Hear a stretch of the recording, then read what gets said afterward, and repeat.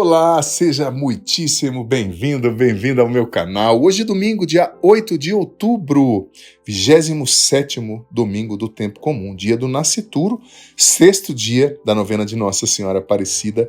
Olha, seja muitíssimo bem-vindo, bem-vinda ao meu canal, filho amado, filha querida, que bom ter você aqui, viu? Uma alegria, você faz parte dessa família aqui do canal do Padre Adriano. Olha, se você é novo, nova, se inscreve no canal, ativa já o sininho das notificações para você saber sempre que entrarem coisas novas por aqui. E deixa agora, por que não, seu joinha, seu like, sua curtida nesse vídeo, porque só assim, gente, o Padre pede, porque a plataforma do YouTube funciona assim. Só quando tem curtidas, interações, o YouTube mostra essa palavra de Deus para mais pessoas e não esconde, tá bom? Então isso é muito importante. Olha, escreve aqui nos comentários os seus pedidos de oração, o nome das pessoas, as circunstâncias, o Padre leva muito a sério. Eu vou rezar por essas situações, tá certo? Olha só, primeira leitura de hoje, Isaías capítulo 5, o Salmo 79, a vinha do Senhor é a casa de Israel. Toda a liturgia hoje gira em torno da vinha, né? Segunda leitura da carta de São Paulo aos Filipenses capítulo 4, linda demais o primeiro versículo 6, não vos inquieteis com coisa alguma, mas apresentai a Deus as vossas necessidades, em orações e súplicas, acompanhadas de ação de graças. E a paz de Deus, que ultrapassa todo entendimento, guardará os vossos corações e pensamentos em Cristo Jesus. Muito bonito. E o Evangelho, pois bem, chegamos ao Evangelho. Antes até de falar do Evangelho, quero convidar você a copiar o link desse vídeo e a compartilhar com seus grupos no WhatsApp, no Telegram. Vamos fazer essa palavra chegar a mais pessoas. Se você está no Instagram, compartilha também o vídeo com todos os seus contatos. Se você está no Facebook, no Twitter, nas redes sociais em geral. O Evangelho está em Mateus, capítulo 21, versículos do 33 ao 43. Ouçamos juntos. Naquele tempo disse Jesus aos sumos sacerdotes e aos anciãos do povo: escutai esta parábola. Certo proprietário plantou, uma vinha e pôs uma cerca em volta. Fez nela um lagar para esmagar as uvas e construiu uma torre de guarda. Depois arrendou-a a vinhateiros e viajou para o estrangeiro. Quando chegou o tempo da colheita, o proprietário mandou seus empregados aos vinhateiros para receber seus frutos. Os vinhateiros, porém, agarraram os empregados, espancaram a um, mataram a outro e ao terceiro apedrejaram. O proprietário mandou de novo outros empregados em maior número do que os primeiros, mas eles os trataram da mesma forma. Finalmente o proprietário enviou-lhes seu filho, pensando: ao meu filho eles vão respeitar. Os vinhateiros, porém, ao verem o filho, disseram entre si: esse é o herdeiro, vinde, vamos matá-lo e tomar posse da sua herança. Então agarraram o filho, jogaram-no para fora da vinha e o mataram. Pois bem, quando o dono da vinha voltar, o que fará com esses vinhateiros? Os sumos sacerdotes e os anciãos do povo responderam: com certeza mandará matar de modo violento esses perversos e arrendará a vinha a outros vinhateiros que lhes entregarão os frutos no tempo certo. Então Jesus lhes disse: vós nunca lestes nas Escrituras? A pedra que os construtores rejeitaram tornou-se a pedra angular? Isto foi feito pelo Senhor e é maravilhoso aos nossos olhos. Por isso eu vos digo, o reino de Deus vos será tirado e será entregue a um povo que produzirá frutos. Palavra da salvação, glória a vós, Senhor. Veja bem, filho, filha, a vinha, em toda a Bíblia, é uma imagem da igreja, é um sinal da igreja, é uma imagem da igreja, né? Um arquétipo da igreja. E Jesus está falando simplesmente, amado filho, amada filha, o que aconteceu em todo o Antigo Testamento. Ele está sendo muito claro, muito direto e muito sincero. Olha, meu pai enviou os profetas e vocês os mataram. Alguns foram apedrejados, outros foram presos, outros assassinados mesmo, literalmente, né? Jesus contou, e agora o Pai, na plenitude dos tempos, resolveu enviar o seu Filho único. O seu Filho único. Na plenitude dos tempos, o Pai enviou seu Filho único. Pensando, não, a esse eles vão respeitar. Mas o tiro, né, saiu, como diz o ditado, pela culatra. E infelizmente eles mataram também de modo perverso Jesus, o Filho de Deus. Isso mostra a dureza de coração desses homens. Mas esses homens, veja bem, não os julgue. Esses homens são também eu e você. Esse povo de Israel é também eu e você. Sabe? Muitas vezes, gente, nós, pela dureza do nosso coração, vamos deixando nos fechar. Sabe, a graça de Deus de tal maneira, vamos nos tornando mundanos, vamos valorizando só o que é de fora, vamos banalizando o que é de Deus, a igreja, os consagrados, os missionários, sabe? Nós não levamos a sério muitas vezes a nossa vida com Deus, a nossa conversão, vivamos uma mundanidade, sabe?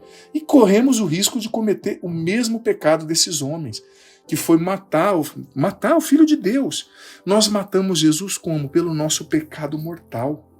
Quem vive em pecado mortal, sabe, de uma maneira consciente, de uma maneira premeditada, né? Às vezes a pessoa está numa situação que nem foi ela que foi posta na situação de pecado, tal, e eu respeito, mas a pessoa que escolhe viver em pecado mortal, sabe, ela está matando Jesus, ela está, sabe, o nosso pecado mortal é mais um prego que a gente coloca nos pés de Jesus, nas mãos de Jesus, no peito de Jesus novamente, sabe?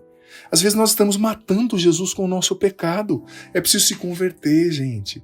É preciso se converter, mudar de vida, escolher Deus. Mas o que essa parábola também revela? Revela o ódio do mundo contra o que é Deus e o que é de Deus. Porque veja bem, por que esse povo odiava tanto os enviados de Deus? Os profetas que vinham falar, olha, Deus pediu isso, eles matavam, eles não aceitavam. Por quê? Você lembra aquela passagem de João, do Evangelho de João, na qual Jesus ensinou os discípulos, olha, o mundo vos odeia porque odiou antes a mim. E é fato, gente, o mundo odeia o que é de Deus. Quando Jesus fala o mundo, ele está dizendo desse mundo, dos valores desse mundo, que só querem o prazer, só querem o utilitarismo, só querem viver de festa. As pessoas que estão no mundão, que elas não se abriram a Deus, os valores do reino de Deus, elas odeiam a igreja, elas odeiam o que é de Deus, elas odeiam padres, elas odeiam o celibato, elas odeiam esse discurso. Como alguém pode viver sem ficar em festa, sem ficar saindo com 5 pessoas por noite? Como alguém pode viver a castidade? Odeiam o que é de Deus. A pessoa que está no pecado, ela odeia. Eu, como padre, vou ser sincero, já cheguei em lugares nos quais eu senti que eu fui odiado. A palavra é essa, simplesmente pelo fato de eu ser um sacerdote. Por quê? Porque eu representava tudo aquilo que aquelas pessoas não estavam vivendo. E eu respeito, não era melhor que elas por causa disso. Só que muitas vezes se fala, né, os cristãos têm preconceito, mas os cristãos também sofrem preconceito. Eu já sofri preconceito em muitos lugares por ser padre. Eu sou padre, mas eu sou cidadão, eu pago os meus impostos, eu mereço respeito. Eu não posso ser menosprezado porque eu escolhi entregar a minha vida a Deus. Mas muita gente age assim. É um padrezinho, né? É como se fosse um cidadão de segunda categoria, né? Olha, um padre, o quanto que a gente estuda, o quanto que a gente se prepara, é como se nós não fôssemos bons o bastante, inteligentes o bastante, porque escolhemos Deus. Há um ódio do mundo, há um ódio do mundo contra o que é de Deus e contra quem é de Deus de verdade. Presta atenção. A palavra é essa, ódio. O mundo não suporta Deus. O mundo não suporta aqueles que são de Deus de verdade. Por isso ele age covardemente e faz o quê? Mata. Jesus disse no Evangelho de João, capítulo 10, que o ladrão veio para matar, roubar e destruir. Matar, roubar e destruir. E o principal ódio do inimigo é contra quem é de Deus. É contra quem segue a Deus. Gente, por isso que a gente tem que rezar por um padre. Se um cristão vive um combate espiritual, você pode dizer, se você é cristão de verdade, você vive um combate espiritual, mas imagina um sacerdote. O que mais o diabo quer é derrubar um padre. Porque derrubando um padre, ele derruba milhares de pessoas junto. Ele abala a fé de milhões. Sabe? Por isso que a gente tem que rezar pelos nossos sacerdotes, apoiá-los. Porque existe um ódio do mundo que quer matar o que é de Deus, que quer destruir a obra da salvação, que quer destruir o Filho de Deus. Porque veja bem, atacando um padre, atacando um cristão, o mundo continua atacando Jesus, matando Jesus. Lembra aquela passagem na qual Paulo perseguia os cristãos e Jesus apareceu, Atos dos Apóstolos, capítulo 9, falando: por que você me persegue, Paulo? E Paulo respondeu: eu não te persigo. Mas Jesus disse: você está perseguindo a igreja? Não disse, mas está implícito ali, né? Você está perseguindo a mim. Então, o mundo ainda continua matando Jesus, pregando na cruz, apedrejando os profetas, não aceitando aqueles que se posicionam por Deus. E como eu disse, o que mais o inimigo quer é derrubar um padre, derrubar um líder. Então, ao invés de julgar, gente, nós temos que dar apoio, rezar pelos nossos líderes, pelos bispos, sabe? Porque existe um ódio do mundo contra tudo que é santo, contra tudo que é cristão. E esse ódio já foi velado, hoje não é mais. Se você vê as novelas hoje em dia, muitas séries, gente, elas destilam um ódio contra a igreja, elas destilam um ódio contra o evangelho, e a gente tem que ter muito faro, porque às vezes você está assistindo uma série que você acha ótima, mas você não percebeu que tem ideologias ali contrárias ao evangelho, contrárias a Jesus, que estão matando Jesus, que estão odiando a igreja, e você cristão está achando o máximo.